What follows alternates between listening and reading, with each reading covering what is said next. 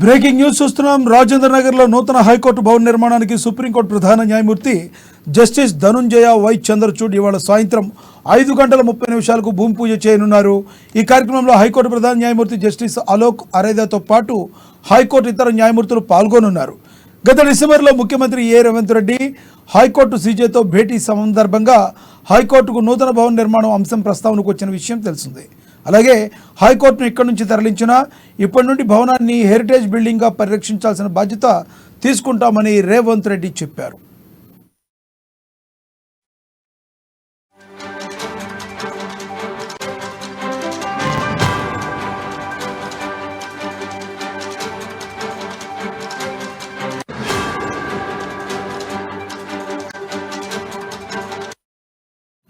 ఆ భవనాన్ని ఆధునీకరించి సిటీ కోర్టుకు లేదా ఇతర కోర్టులకు వినియోగించుకునేలా చూస్తామని చెప్పిన విషయం విదితమే.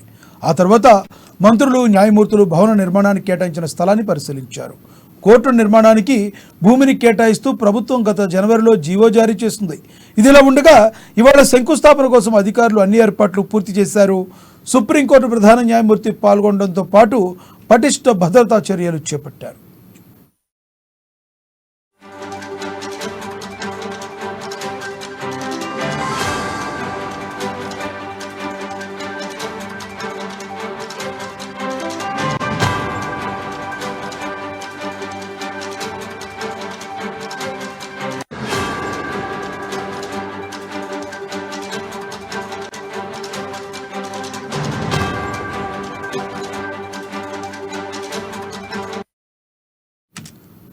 రాజేంద్ర నగర్లో నూతన హైకోర్టు భవన నిర్మాణానికి సుప్రీంకోర్టు ప్రధాన న్యాయమూర్తి జస్టిస్ ధనుంజయ వై చంద్రచూడ్ ఇవాళ సాయంత్రం 5:30 భూమి పూజ చేయనున్నారు.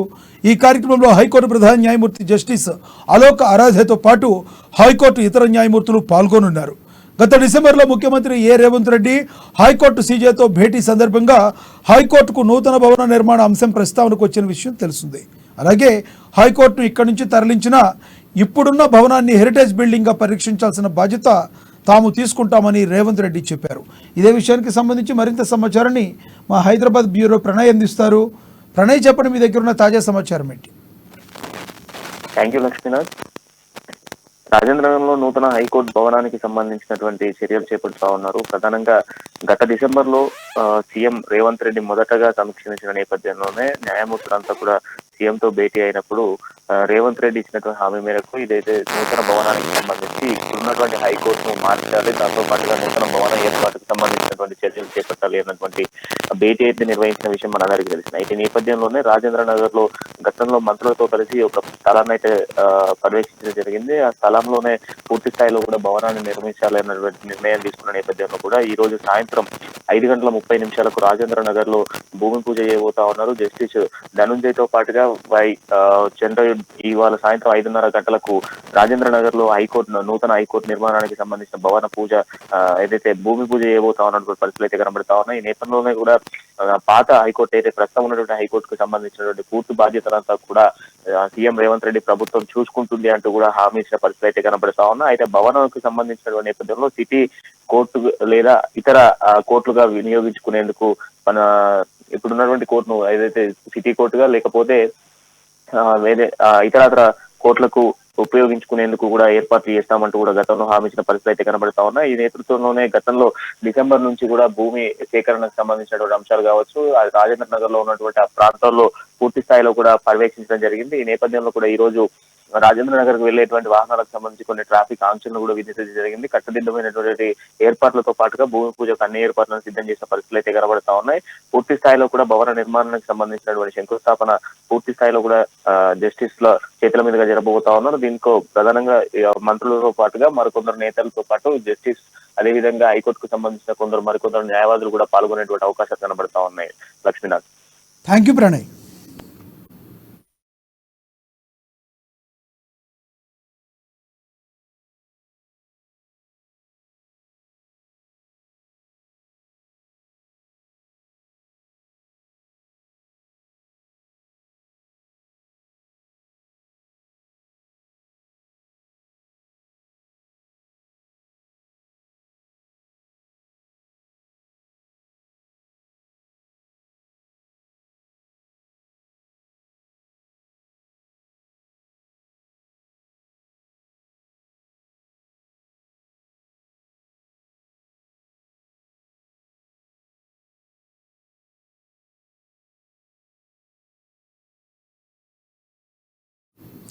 రాష్ట్రంలోని ప్రధాన 3 జలాశయాలైన శ్రీరామ్ సాగర్, ఎల్లంపల్లి, నాగార్జున సాగర్లో గత ఏడాది తరహాలోనే ఈ ఏడాది సరిపడా నీటి లభ్యత ఉన్నందున ప్రస్తుత వేసవిలో తాగడానికి ఎలాంటి ఇబ్బందులు లేవని రాష్ట్ర ప్రభుత్వ ప్రధాన కార్యదర్శి శాంతికుమారి స్పష్టం చేశారు.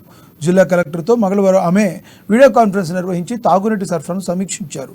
రాష్ట్రంలో తాగునీటి సమస్య తలెత్తకుండా వేసవి కార్యాచరణ ప్రణాళికను రూపొందించి జిల్లాలకు తగు నిధులను కూడా విడుదల చేసినట్లు సీఎస్ తెలిపారు. తాగునీటి సరఫరా విషయంలో ఎలాంటి ఆందోళన అవసరం లేదని ఆమె స్పష్టం చేశారు.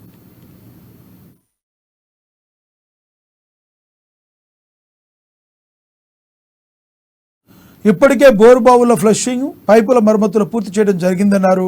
నిరంతర నీటి సరఫరా కొనసాగింపుకు ప్రత్యేక దృష్టి సారించాలని కలెక్టర్లను ఆదేశించారు. ప్రతిరోజు గ్రామాలు, పట్టణాల్లో త్రాగునీటి సరఫరాపై సంబంధిత క్షేత్రస్థాయి అధికారులు, నోడల్ అధికారులతో టెలికాన్ఫరెన్స్ నిర్వహించి సమీక్షించాలని కోరారు. ఇతర రాష్ట్రాల్లోని తాగునీటి సమస్యను మన రాష్ట్రానికి కూడా అన్వయిస్తూ ఆందోళనకరమైన వార్తా కథనాలు రాయడం సరికాదన్నారు.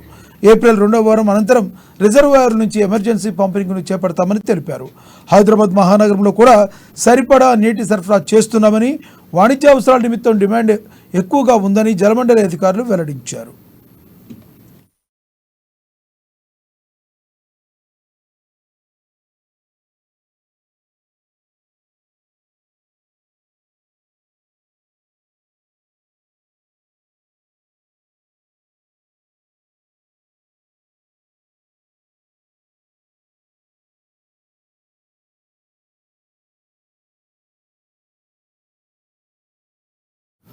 రాష్ట్రంలోని ప్రధాన 3 జలాశయాలైన శ్రీరామ్ సాగర్, ఎల్లంపల్లి, నాగార్జున సాగర్లో గతేడాది తరహాలోనే ఈ ఏడాది సరిపడా నీటి లభ్యత ఉన్నందున ప్రస్తుత వేసవిలో తాగునీటికి ఎలాంటి ఇబ్బందులు లేవని రాష్ట్ర ప్రభుత్వ ప్రధాన కార్యదర్శి శాంతికుమారి స్పష్టం చేశారు.